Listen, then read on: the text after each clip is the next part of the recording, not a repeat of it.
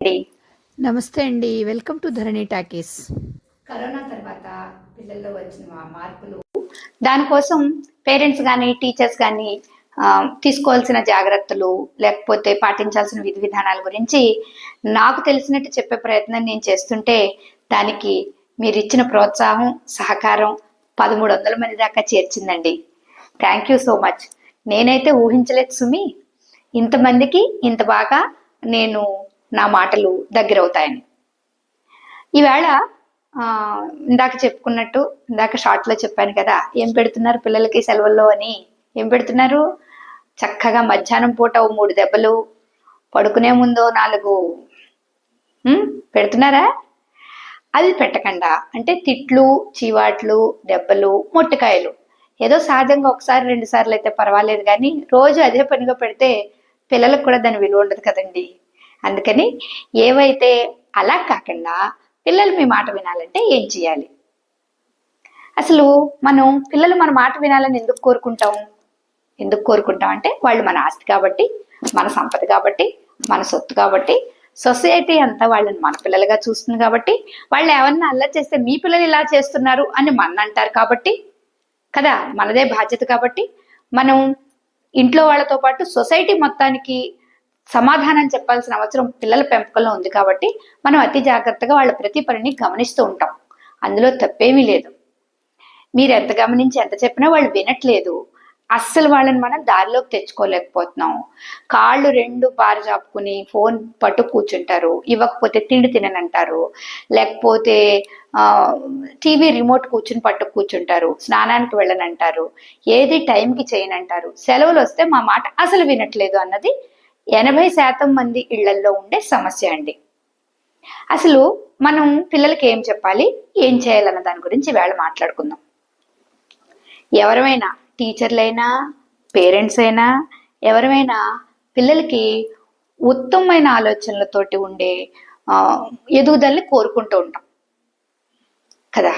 అంటే తనంతట తన డెసిషన్ తీసుకుని, ఏది మంచో ఏది చెడో నేర్చుకుని, మనల్ని విసిగించకుండా తన పని తను చేసేసుకుంటూ వెళ్ళిపోయే వ్యక్తిత్వాలు గల పిల్లల్ని మనం కోరుకుంటూ ఉంటాం.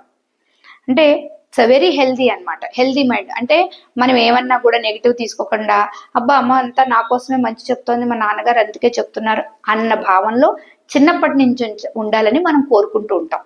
కానీ ఇప్పటి పిల్లలు అలా లేరండి. ఇప్పటి పిల్లల్లో మీరు అది ఆశించకూడదు. అది ఆశించాలంటే దానికి కొంచెం ముందు మీరు కొంచెం హోంవర్క్ చేయాలి. ఇప్పుడు పిల్లలు ఎలా ఉన్నారో మీకు తెలుసు.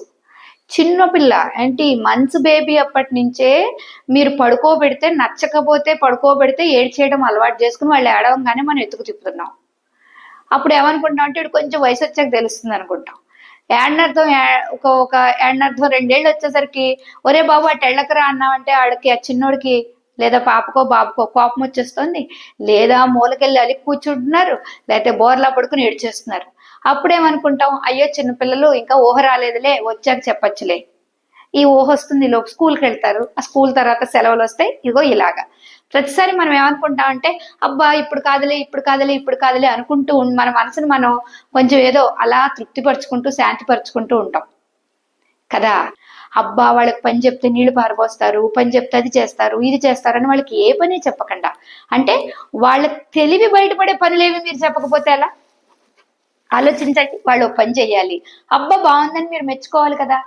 మెచ్చుకుంటేనే కదా వాళ్ళ తెలివేమిటో మీకు తెలిసేది. వాళ్ళు రోబోలు కాదు కదా. మీరు ఒక డిజైన్ చేసేసి అది అందులో పెట్టేస్తే టక్క టక్క టక్క అలా నడిచేయడానికి వాళ్ళు మనుషులు కదా. అందులోనూ మీకన్నా నాకన్నా బోల్డంత తెలివైన వాళ్ళు పుట్టుకతోటే తెలివిని మింగి బయటకు వస్తున్నారు ఇప్పుడు. మరి అలాంటి వాళ్ళని ఎంత తెలివిగా పెంచాలి కదా. మీరు ఒక్కసారి ఆలోచించండి. వాళ్ళని వాళ్ళ పనిలో, ఏదో ఒక పనిలో, మీరు చేసే పనిలో వారిని పార్ట్నర్షిప్ చేయండి. వాళ్ళ పనిని వాళ్ళనే చేయనివ్వండి. ఎప్పుడైతే అలా చేశారో వాళ్ళ దృష్టి అల్లరి మించి కాకుండా వాళ్ళ పని మీద పడుతుంది. మనం పిల్లల్లో నేర్పాల్సింది, ఏదైనా ఒక విషయం పట్ల తెలుసుకోవాల్సిన కోరిక. ఎంత వాళ్ళకి మనం వాళ్ళలో ఎలాంటి లక్షణాన్ని పెంపొందించాలంటే, ఏదైనా ఏంటి నేనేం చేయబోతున్నాను, నేను ఇంకేం చేయబోతున్నాను, నాకు మమ్మీ ఇంకేం పని చెప్పబోతుంది, నేను ఈవేళ ఏం చేస్తున్నాను, అలాంటి కోరిక కలిగించేలా ఉండాలి. దాంట్లో ఆ పనిని చేయడానికి వాళ్ళు కాస్త కష్టపడేలా ఉండాలి.